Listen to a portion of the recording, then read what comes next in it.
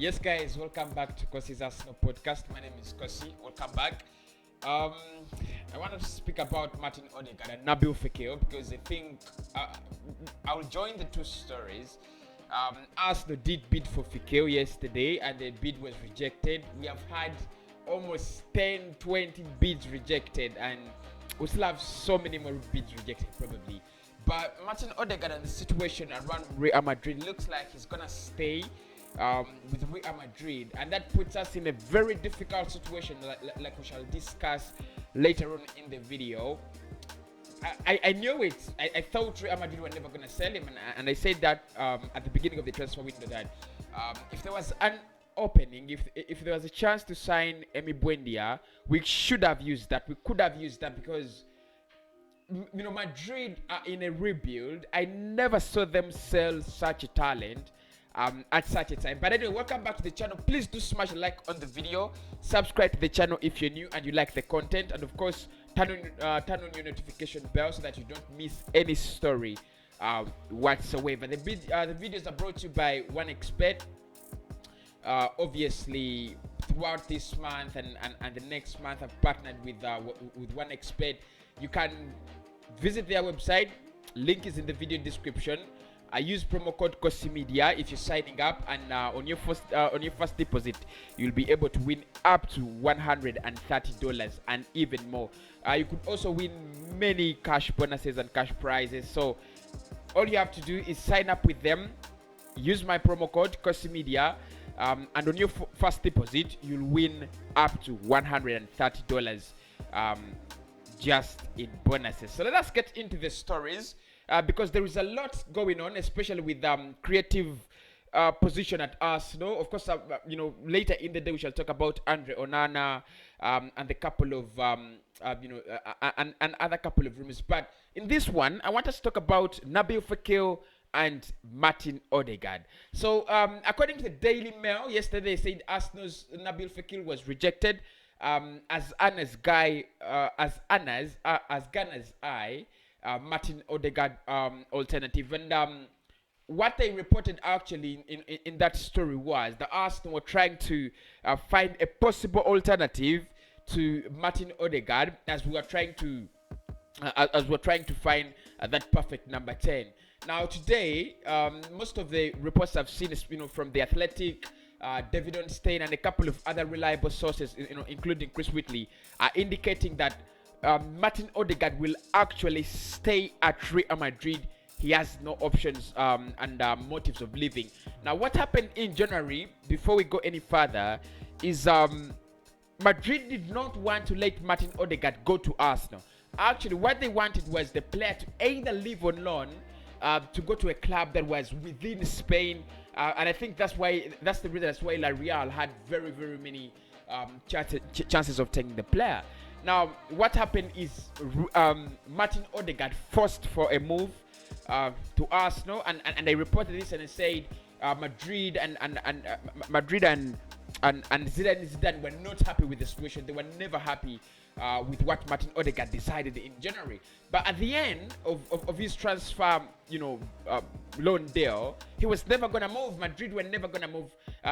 Were never gonna let him go. It was Zidane who had a problem. A personal problem with the player, and with Zidane now leaving the club, and they have recruited a new manager. I think there is no manager who's going to give you a player like Martin Odegaard from Real Madrid. They're looking at a rebuild at the moment. They want to get that, they want to get back to to the great days, and they do not have a lot of money. They don't have lots and lots of money, and like I said, the only way Madrid were going to sell Martin Odegaard in this summer, first and foremost, is at a very high price, like 50-60 million pounds. Arsenal should have anticipated this, or they were, they would have wanted to finance such a big deal. Of course, I've seen the Madrid Central saying that Madrid will sign Kylian Mbappe at the end of the summer. Whether that happens in July, in August, that deal will happen. Well, I don't care. What I know is the money Madrid will want in Martin Odegaard is very exorbitant, and Arsenal will not pay that money, and that's it. And now we have lost two players that could have actually solved the creativity problem at Arsenal. The first one, in Emi Buendia, he's posted I think yesterday, and he has changed his Instagram layout, and he's officially made himself an Aston Villa player. So that already shows you where we stand with the first deal. And then the second deal, which was Martin Odegaard, which Arsenal adamantly said, we want Odegaard, we want to go for Odegaard. It was a very hard deal to do. It was one of those deals that you were never gonna get that easily, and in the end we have actually confirmed that Madrid will actually retain the players. Now that leaves us with players with options like Hakan Karunoglu and Nabil Fekir as the options. Yesterday we did bid for Nabil Fekir, just like you've seen in the headline, and according to the Mail, our bid was rejected. Now with Nabil Fekir, this is not a very, very hard deal to do. I think it was yesterday when their sporting director was speaking, and he said the player is not in a rush to leave Real Betis, but Arsenal will have to pay very, very high fees for the signature of the player. It's not a wonderful season, and I think Real Betis will want to sell. Honestly, their business model is as easy as that of Ajax and easy as that of Borussia Dortmund. All they do is develop players over a period of time, and then they will sell them to get lots and lots of profits. That's what they do. So if they get a decent offer for Nabil Fekir, of course I know Arsenal could have moved in with 17 or 16 million euros, because the official bid has not been actually unveiled by the Mail in their report.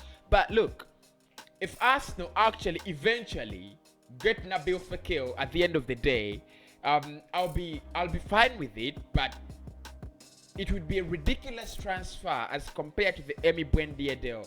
All doors were open. All we had to do in that deal was get the money, place it on the table of Norwich, and we could beat Aston Villa in any way, shape or form to get that player.